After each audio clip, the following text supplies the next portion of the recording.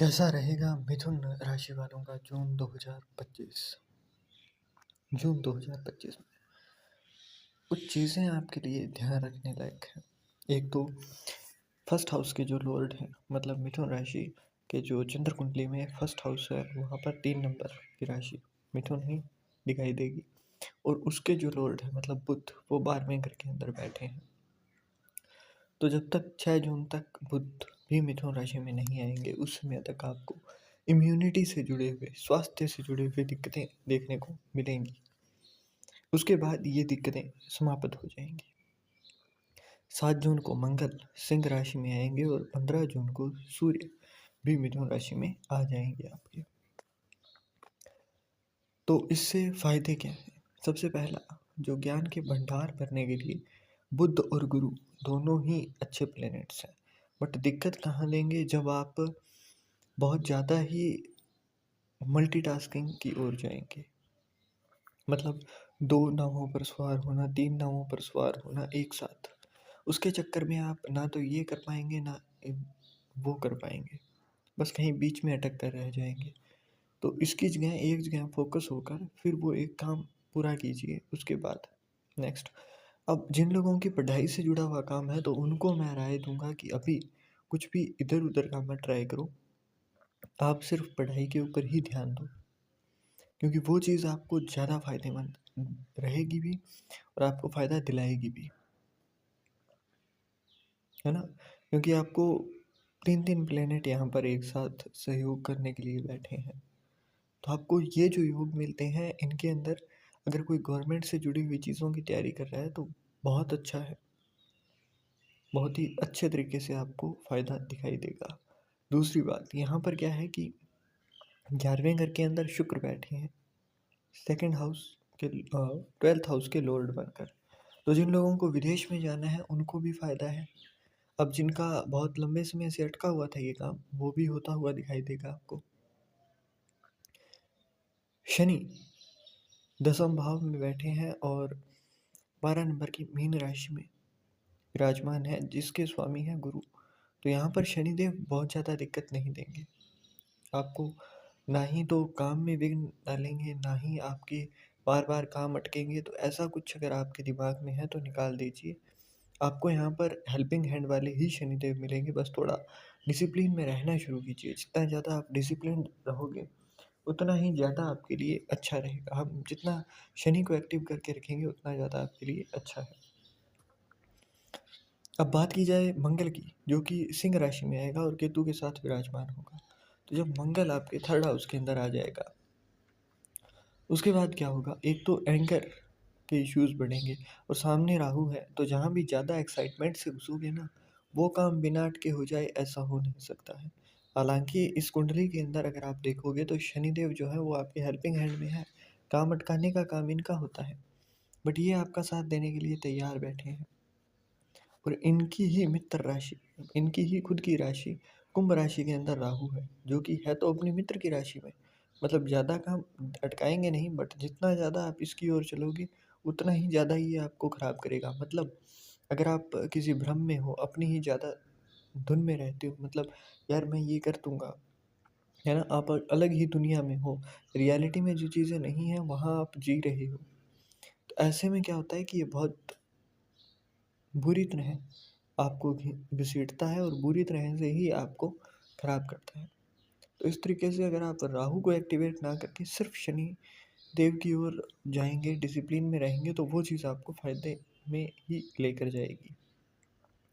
और एक और चीज़, जब भी राहु 9th हाउस के अंदर आता है या फिर इस केंद्र से बाहर निकलता है, तो कई बार क्या होता है कि यहाँ पर पितृदोष एक टेम्परेरी निर्मित होता है। अब जिनकी कुंडली में भी पितृदोष है, तो वहाँ पर क्या होगा कि आजकल कुंडली के पितृदोष का बताऊँ तो मोस्ट ऑफ द केसेस के अंदर होता ही है। आप 4 5 सूत्र उसके साथ लगा कर देखेंगे तो निकल जाएगा, और होगा भी, वो परेशानियाँ भी वैसे ही झेल रहा होगा जैसे आप बताएंगे। तो होता है। तो इसके अंदर करना क्या है? एक तो आपको पानी के अंदर थोड़े काले तिल डालकर वो पीपल के पेड़ में जल देना है। उसका संडे को जल नहीं दिया जाता है, तो छाया को जल देना है और डेली देते जाना है। अमावस को खीर बनाकर वो दान कर सकते हैं तो दान कीजिए। किसी मंदिर में किसी आगे कोई फ़कीर बैठे हों तो उनको दान हो सके तो कीजिए। ये काम करना है। दूसरा सतनाजा आता है, मतलब 7 तरीके की दालें होती हैं, उनको पीस कर उनको देना शुरू कीजिए, है ना? उनका जैसे पक्षियों को देना शुरू कीजिए आप, फ़ायदा देगा। अब राहु को ही सिर्फ़ हमें कंट्रोल करना है तो या तो जिसके कान के अंदर सोना पहना हुआ है, इसके लिए मैंने अलग से वीडियो बना रखी है, तो वो भी आप देख सकते हो कि कैसे कब आपको फ़ायदा देगा, है ना? तो जिनका पहना हुआ है उनको भी इसके मामले में फ़ायदा मिलेगा। वीडियो का लिंक जो है वो आपको इसी वीडियो के डिस्क्रिप्शन में मिल जाएगा। अब बात करूँ यहाँ पर नेक्स्ट प्लैनेट्स की, तो यहाँ पर जैसे शुक्र है आपके 11वें भाव में है, तो लग्ज़री को, कम्फ़र्ट को बढ़ाएगा। जिन लोगों का एक जगह पर बैठकर काम है, जिन लोगों का लग्ज़री से जुड़ा हुआ काम है, जैसे कोई सोफ़ा बेचता है, कोई बेड बेचता है, कोई सोना बेचता है, तो उन लोगों के लिए फ़ायदेमंद चीज़ें हैं। बस अपनी दिमागी जो हालत है उसको अपने कंट्रोल में रखना है। 4 घोड़ों पर सवार होकर अगर चलोगे तो कुछ नहीं मिलेगा, बहुत बुरी तरह से ही गिरोगे। इससे अच्छा है कि बुध तेज़ी देगा आपको दिमाग में। बुध आपको अलग-अलग आइडियाज़ क्लिक कराएगा सारे दिन में, इसका काम ही इतना ही होता है। वाणी आपकी थोड़ी चतुर बनाएगा, मतलब आप कम्युनिकेशन स्किल आपकी जो है वो थोड़ी निखर कर आए शुरू होगी। तो इस ओर भी आपको ध्यान देना है ना? ये काम आपको करते जाना है। इसके साथ-साथ सूर्य देव को अर्घ देना शुरू कर सकते हो आप। और अगर आप इनके अंदर से मैं 3 प्लैनेट ऐसे बता रहा हूँ जिनका यूज़ आपको अगर करना आ गया, तो जून के महीने में आप किसी भी तरीके की दिक्कतों को फेस नहीं करोगे। एक तो जुपिटर, कान के अंदर जिनके सोने की बाली है राइट हैंड साइड में, तो उनको बहुत अच्छा है। अगर नहीं है तो केसर का तिलक लगाना शुरू करो, जुपिटर आपका अच्छा होगा। राहु के लिए मैंने बता ही दिया, शनिदेव के लिए भी मैंने बता दिया, है ना? तो इन प्लैनेट्स को जब आप कंट्रोल में करोगे, और मंगल के लिए हनुमान चालीसा का पाठ भी कर सकते हो। अगर वो नहीं कर पाते हो तो आपको बस अपने आप के ऊपर नियंत्रण रखना है, गुस्से के ऊपर कंट्रोल करना है ना? स्वभाव थोड़ा चिड़चिड़ा होगा, भाई बहनों से दिक्कत होनी संभावनाएं बनाएंगी और होगी भी, लड़ाइयाँ हो सकती हैं। तो अपने इस भाई बहनों की लड़ाई से थोड़ा बचकर रहना है, क्योंकि अब बुध भी फर्स्ट हाउस के अंदर है। 6 जून के बाद में जिनका व्यापार का काम था उनके लिए बहुत अच्छा है। जिनके भाग्य से जुड़ी हुई चिंताएं हैं कि भैया भाग्य साथ नहीं दे रहा है, तो उनको भी यहाँ पर फ़ायदा होगा, भाग्य आपका साथ देगा।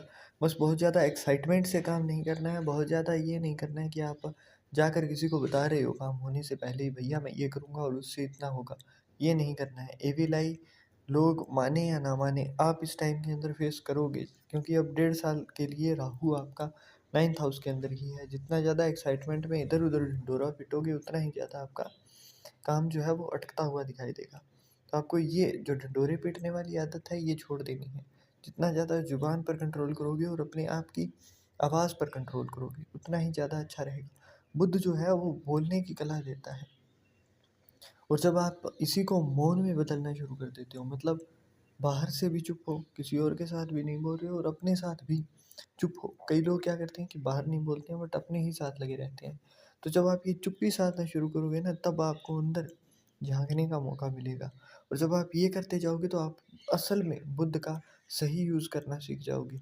और फिर ये इतने से टाइम के लिए जब ये ट्रांज़िट में फर्स्ट हाउस के अंदर आया है, इसका फ़ायदा जब ये सेकंड हाउस के अंदर जाएगा ना तब आपको मिलेगा। क्योंकि जैसे ही ये सेकंड हाउस के अंदर जाएगा तो वहाँ पर 2 फ़ायदे होंगे। एक तो फाइनेंशियली आपको फ़ायदा मिलेगा, दूसरा आप बोलने का ही घर है वो, तो वहाँ पर आपको वाणी से भी बहुत ज़्यादा फ़ायदा होगा। मतलब बैठे-बिठाए आप काम करवा लो, इतने अच्छे तरीके से आपको रिज़ल्ट मिलना शुरू हो जाएगा। तो बस अपने बुद्ध के ऊपर जो मैंने बताया है उस तरीके से काम करना है आपको। फ़ायदा आपको अपने आप मिलना शुरू हो जाएगा, है ना? तो मिथुन राशि वालों को बस इतना ही ध्यान रखना है। बाकी सब कुछ भला ही होगा। अपने आप के ऊपर भरोसा रखो,